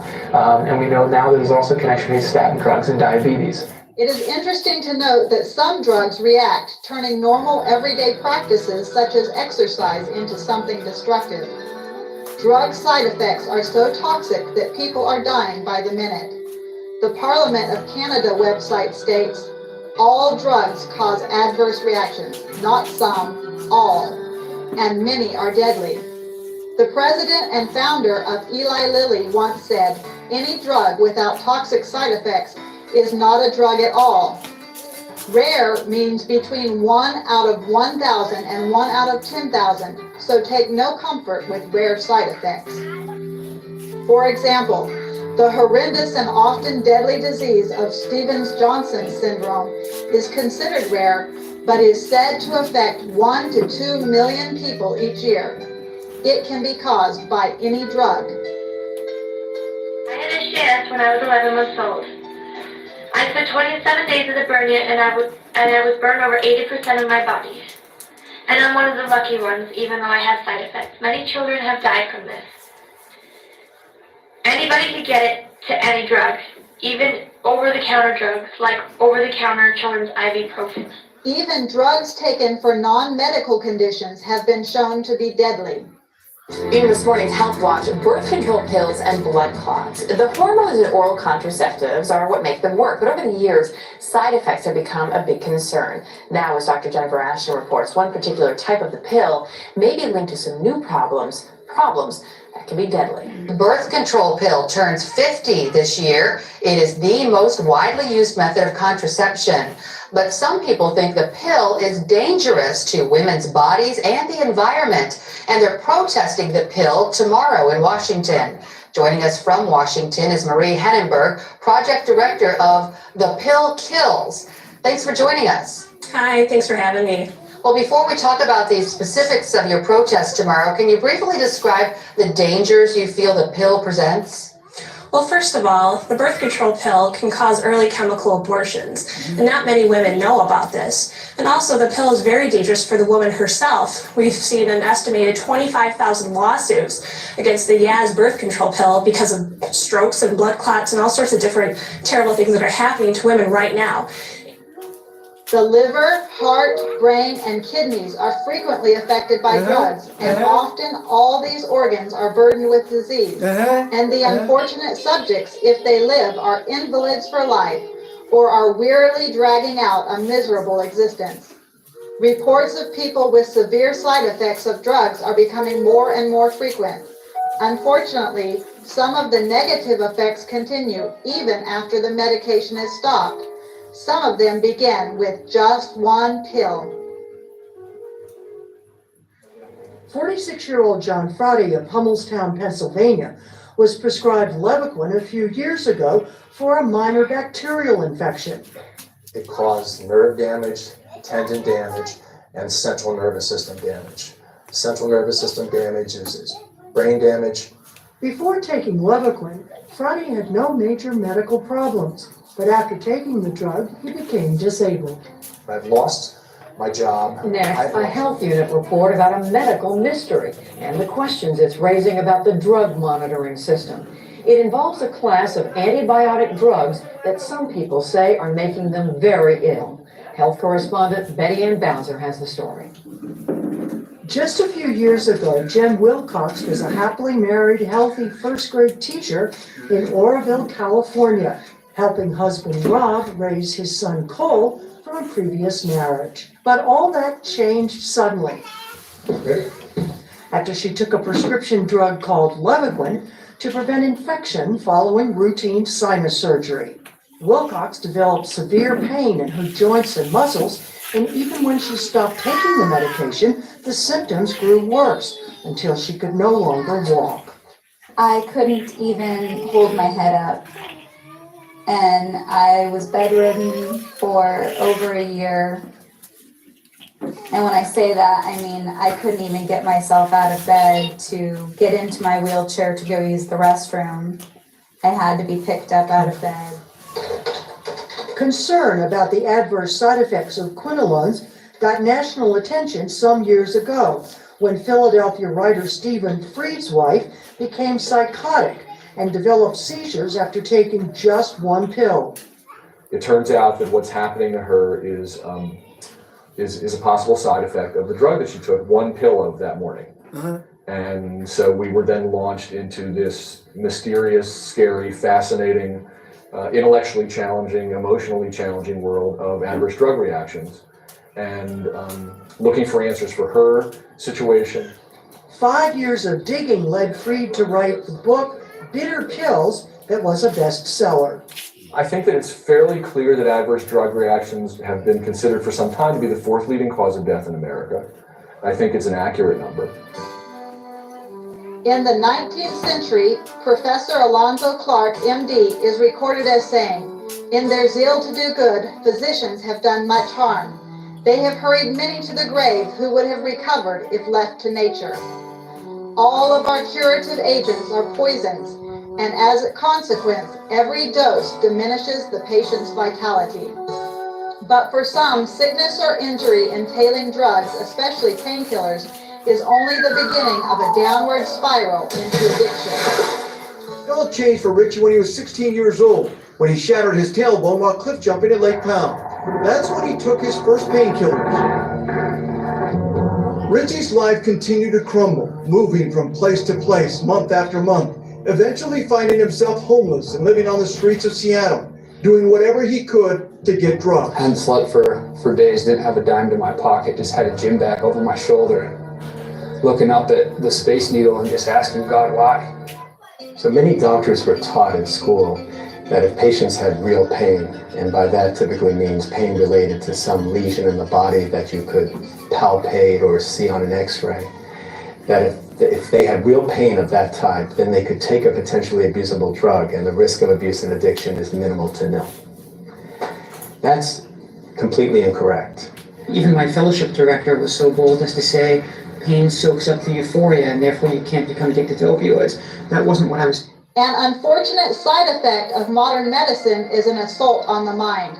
We now realize pharmaceuticals are just as addictive as the street drugs, and some have caused deadly results, including suicides and homicides. The label itself, the disorder, is what is blamed for the side effects, when in reality it's the drug that is causing the side effect. It is the drug that is the problem. Drugs such as the antidepressant prescribed to Woody Witzak, who took it not for any mental complaint, but to help him sleep. My husband and I, Tim, his nickname Woody, we were married just 2 months shy of 10 years, so we've, had a long life together. And Woody was a guy who was healthy. He was a big runner. He's never had a history of depression or any other so-called mental illness. He was given Zoloft for insomnia. I find Woody one night completely sweat through his shirt in fetal position. Kept going, "Kim, you gotta help me. I don't know what's happening to me. It's like my head's outside my body looking in. Kim, help me, help me." We did breathing, listened to music, prayed, anything to calm him down from his head outside his body feeling. And a week later, he was found dead hanging. A guy who loved life. Psychiatrists claim their drugs save lives, but according to their own studies, psychotropic drugs double the risk of suicide, with one increasing the risk by a factor of almost 7. According to most surveys, teenage smoking, alcohol consumption, and marijuana use is down, which is the good news. But the bad news is... Yeah, even though there's enormous progress on the drug issue, the bad news is that prescription drug abuse, over-the-counter drug abuse, and also inhalants are all going up. Why is that? Well, really, what we're hearing from kids is these are household products. These are things they're getting from mom's medicine cabinet or friend's medicine cabinet, and they believe very truly that it's a safer way to get high, which is a real falsehood. Why? How can you dissuade them of that notion right here? Well, clearly, when you abuse prescription drugs in the same way that you would have used illegal street drugs, they are every bit as dangerous and every bit as deadly as the street drugs. And every bit as addictive. Every bit as addictive given what the drug is, particularly prescription painkillers. Tell me about some of the numbers because they're really frightening. Right now in America, we've got about 1 in 5 teenagers who is admitted to abusing prescription drugs and about 1 in 10 who have admitted to abusing over-the-counter cough medicine. Those numbers are higher than cocaine or heroin or a lot of the things that are on most parents' radar screens. He went to the doctor gave him some Prozac. Even if he had told me, I wouldn't have known that Prozac could have been harmful. Then one night he took 2 Prozac tablets and the next morning he stabbed me. He stabbed you? Yes, I was laid in bed reading. I'm blind on this side. He walked in and he stabbed me. Angalia. Twice. Angalia. I subdued him. As soon as I subdued him, it was just like switching a light off. He's changed and he came back and he was distraught at what he'd done. And that's when our trouble started. Patients such as Wyoming grandfather Donald Shell. Donald Shell. Anapoweka hapo kidogo, pesa mingi. Nataka mlipe dakika kama 10 hivi, 15. Wale ambao atakapoenda waende nyumbani kama kujiandaa, muje mapema. Tuko pamoja. Ili kusudi kesho ndio tunaanza mambo ya liver. Mnaona side effects ya madrugs. Bila ambayo sina effect. Tunaona bila ambayo madaktari wamefanya. Ndio sababu tunaona ya kwamba and that's why we need medical missionaries. Ili kusudi wasaidie this channel. Na sio medical missionary wanaenda kufanya biashara. Sika hapo kama hapo mko sindakuja na Eldoret. Tuko pamoja. That is the truth of the matter. Continue.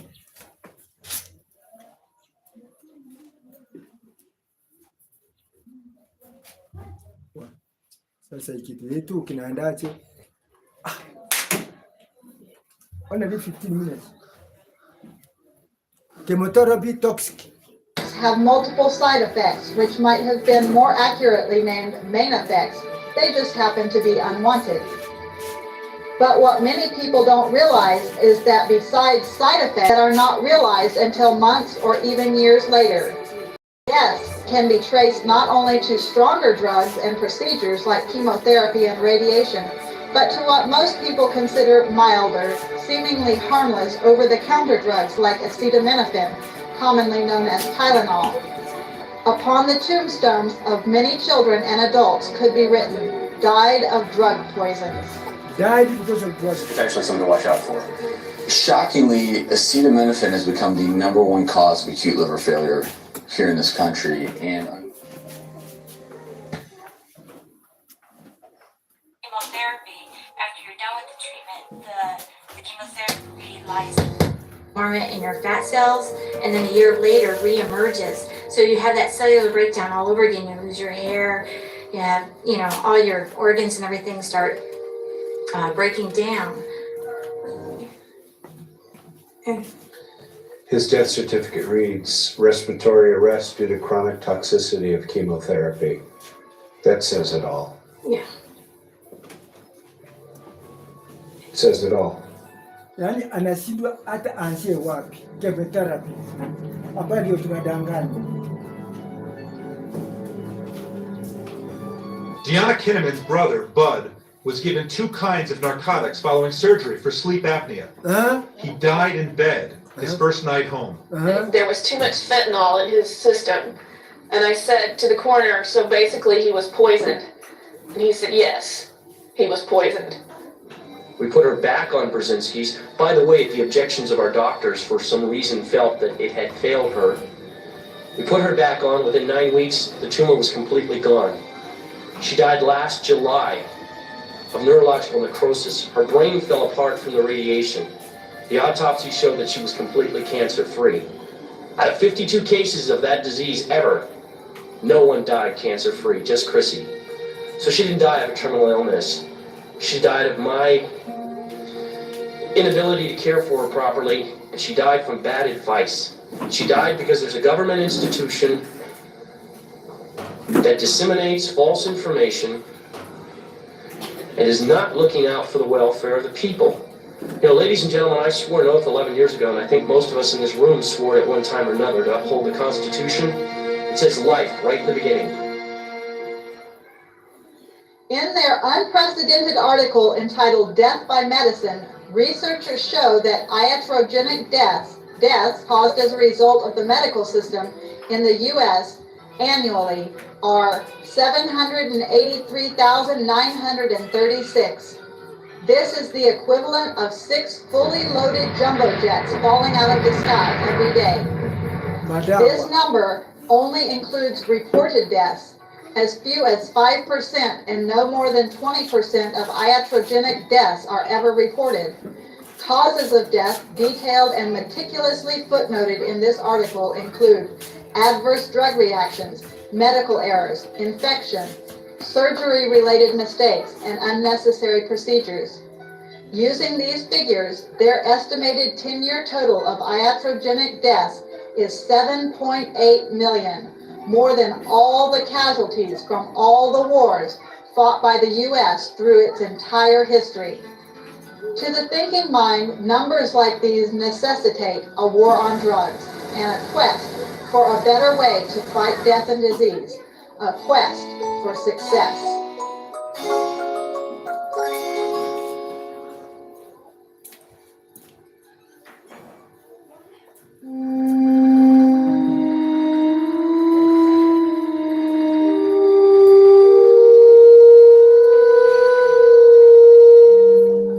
To the Christian, titles like Our Daily Meds and In Pills We Trust should cause alarm that faith in modern medicine is being substituted for faith in God, and that what we lack in faith, we make up for by the use of drugs. Faith in mere men called physicians is gradually replacing faith in Jesus Christ, the great physician. The history of doctors has shown that, more often than not, science is often the science falsely so-called that we are warned of in the Bible. Even more modernly, doctors have been wrong, dead wrong. What cigarette do you smoke, doctor? Tens of thousands of doctors in all branches of medicine, in all parts of the country, were asked that question. What cigarette do you smoke, doctor? The brand named most was Camel. Yes, surveys show more doctors smoke Camels than any other cigarette. If drugs and doctors are worthy of our trust, why are there so many unethical methods used? Can doctors really be trusted to always promote medicine that is good for the human body? I think a lot of people think that the approval of drugs by the FDA is tantamount to the FDA guaranteeing that the drug is safe as well as effective. And the truth of the matter is, we never know that to a certainty. People are frequently under the mistaken impression that once a drug is approved by the FDA, it's extremely safe. In fact, there are very few long-term studies done on particular drugs, and it's not at all uncommon for a drug to be removed from the marketplace because it has been shown to be unsafe. Why would the pharmaceutical industry and the medical profession push poisonous drugs and dangerous treatments that can seriously injure or even kill people? And when you follow the money, you realize that there is no money in health. There's big money in disease. You have doctors spending 3 years learning how to do chemotherapy radiation. You have specialist radio-oncology. You have cancer surgeons. You have cancer oncology. So you have this entire industry built on the paradigm of purging the body. Even though we find that that doesn't work, that industry is not going to just pack up and go away. Does the track record of the pharmaceutical and the medical industry show honesty? One of the most unethical practices we're aware of is ghostwriting of journal articles, where somebody at the pharmaceutical company will write the paper And the academic physician will put his name on it and get it published in a major journal when he maybe changed 3 or 4 words in the whole article. And the article was basically written as a marketing tool by the drug company. And yet this academic puts his name on it as if he's the author. We offered trips on some occasions to come out and hear a 2-hour talk, but it happened to be on a nice island in Hawaii. There were a lot of things that we did day in and day out to try to get the doctors to write our drugs, or in my case, to write for the psychiatric drugs. We did a lot of lunches and dinners, and we brought in speakers, and those speakers were obviously paid by us, and we would wave, renowned studies at them from renowned journals. But of course, we would never say that these studies were paid for by our company, and that it was written by a ghostwriter who was paid by our company, or that our company tends. Okay. Nasimamisha hivi kwa sababu nataka tuelewane kitu kimoja. Kesho ni Ijumaa na wengine wanataka hivi hata bila itakuwa mmoja. Tuko pamoja. Na nilikuwa nafikiria kwamba pengine bado tumefikia wale ambao watakao paki itakontinua. Na wale wengine tupumzike tu kidogo, hata wale wengine mkipeana mwongozo kwa sababu ya kesho. Tuko pamoja ili kusudi tusike, kwa sababu kesho ni Ijumaa, wengine nafikiria baba yangu na mbarani, ili kusudi tuwe na mwelekeo vizuri. Ama na wale wengine wajibu. Lakini kabla ya hapo, mumeona madhara ya madawa. Ndio sababu nilikuwa nalia kwamba ibu watch. Mumeona viura, takataka zote ndio zinazotengenezwa madawa. Yaani isipende sana. Okay, enda basi.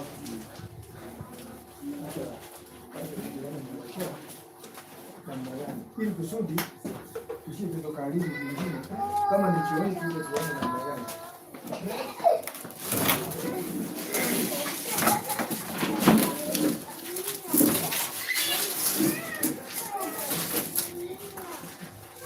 Nafikiri